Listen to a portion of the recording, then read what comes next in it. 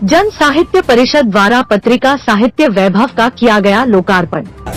साहित्य समग्र विश्व का चिंतन और कल्याण की बातें करता है, डॉक्टर राजेंद्र सिंह साहिल। वर्तमान सोशल मीडिया ने साहित्य एवं साहित्यकारों को नई पहचान दी है, डॉक्टर किशोर सिन्हा। साहित्य दशा एवं दिशा पर संगोष्ठी का आयोजन में साहित्यकारों ने व्यक्त की अपनी भावनाएं। आप देख रहे हैं दार्शनिक भारत लाइव। अमरेश कुमार की खास रिपोर्ट। फतुहा नगर परिषद के मकसूदपुर अवस्थित संस्कार शिक्षा निकेतन के प्रांगण में जन साहित्य परिषद के तत्वाधान में लुधियाना, पंजाब से पधारे सुप्रसिद्ध कवि तथा सृजमान के संपादक डॉक्टर राजेंद्र सिंह साहिल के सम्मान में एक संगोष्ठी का आयोजन किया गया, जिसकी अध्यक्षता जन साहित्य परिषद के अध्यक्ष रामयतन यादव ने किया। जबकि त्रैमासिक पत्रिका साहित्य वैभव का लोकार्पण डीएसपी सियाराम यादव, डॉक्टर राजेंद्र सिंह साहिल, किशोर सिन्हा, साहित्यकार सिद्धेश्वर एसबी सिंह ने संयुक्त रूप से किया। तत्पश्चात आगंतुकों का पुष्पमाला और अंग वस्त्र के साथ भव्य स्वागत किया गया। विदित हो कि इस दौरान कार्यक्रम का शुरुआत दीप प्रज्वलित कर किया गया। इस दौरान छात्राओं ने स्वागत गान गाकर अतिथियों का स्वागत किया। तत्पश्चात साहित्य दशा और दिशा पर चर्चा किया गया। इस दौरान कार्यक्रम के मुख्य अतिथि व वक्ता डॉक्टर राजेंद्र सिंह साहिल ने लोगों को संबोधित करते हुए कहा कि साहित्य और साहित्यकार का एक अलग ही पहचान है। साहित्य में संपूर्ण विश्व का चिंतन और दर्शन है, पर उसे दिखाने का काम साहित्यकार करता है। बिना साहित्यकार के साहित्य की कल्पना नहीं की जा सकती, पर साहित्यकार का योगदान समाज को दिखाई नहीं पड़ता। आज का सोशल मीडिया साहित्य और साहित्यकारों को आगे बढ़ाने का काम किया है। यह साहित्य का ही एक बदला हुआ स्वरूप है, इसे लोगों को स्वीकार करना चाहिए। दूरदर्शन के पूर्व निर्देशक सह साहित्यकार डॉक्टर किशोर सिन्हा ने कहा कि साहित्य हमारे समाज का दर्पण और साहित्यकार पथ प्रदर्शक के रूप में होते हैं। साहित्यकार का योगदान समाज और देश के लिए महत्वपूर्ण माना गया है। अब यह साहित्यकारों पर निर्भर करता है कि वह अपने बातों को लोगों के बीच किस तरह से प्रस्तुत करते हैं। साहित्यकार सिद्धेश्वर जी ने कहा कि पूर्व के साहित्यिक रचना और वर्तमान में काफी फर्क आया है, फिर भी साहित्य का जो स्वरूप है उसमें कोई विशेष अंतर नहीं दिखता है। यदि कुछ दिखता भी है तो वह साहित्य का माध्यम में दिखता है। जैसे पूर्व में साहित्य मौखिक अवस्था में था, जो बाद में लिखित में हुआ और अब सोशल मीडिया इंटरनेट के रूप में देखा जा रहा है। इससे साहित्यकारों को चिंतित होने की आवश्यकता नहीं है। लोगों को धन्यवाद देते हुए डीएसपी सियाराम यादव ने कहा कि वर्तमान समय में जिस तरह से विद्यालयों की संख्या बढ़ी है, समाचार पत्रों और पत्रिकाओं का प्रकाशन बड़े पैमाने पर किया जा रहा है, उससे यह नहीं लगता कि आज के समय में साहित्य में लोगों की रुचि कम हुए है। सोशल मीडिया ने तो इसमें बहुत बड़ी भूमिका निभाया है। जिन साहित्यकारों को कम से कम लोग जानते थे, अब इसके माध्यम से अधिक लोग जानने लगे हैं।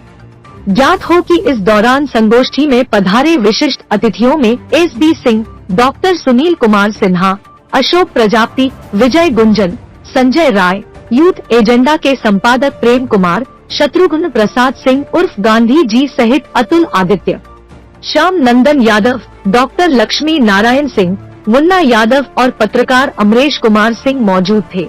आज के कार्यक्रम के मुख्य अतिथि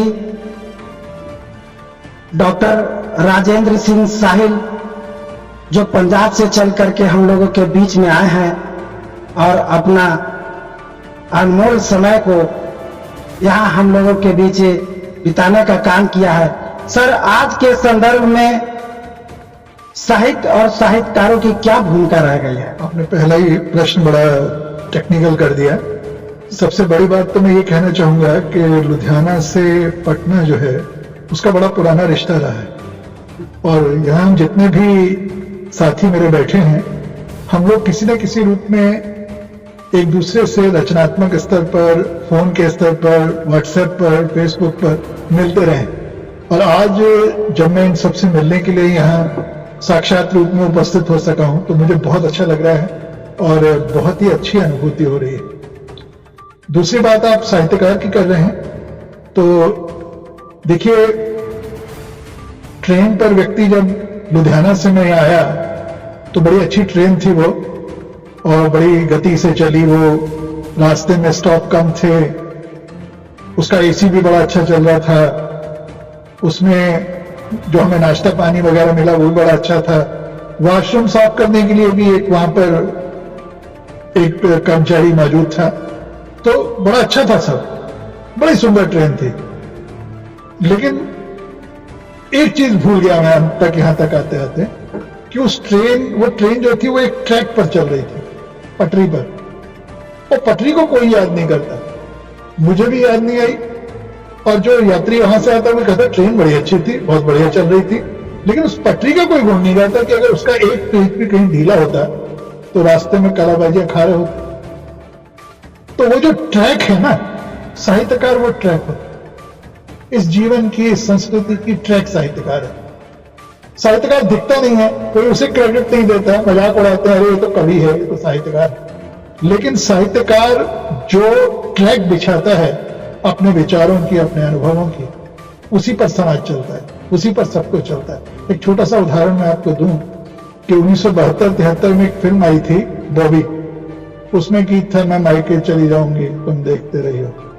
तो उसमें गीत में एक लाइन आती है कि तू मायके चली जाएगी मैं दूजा ब्याह रचाऊंगा।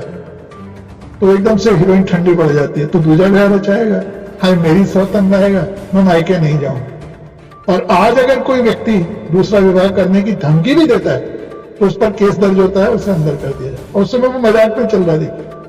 तो ये जो परिवर्तन पिछले 50 वर्षों में आया है, आपको क्या लगता है कौन लेके आए?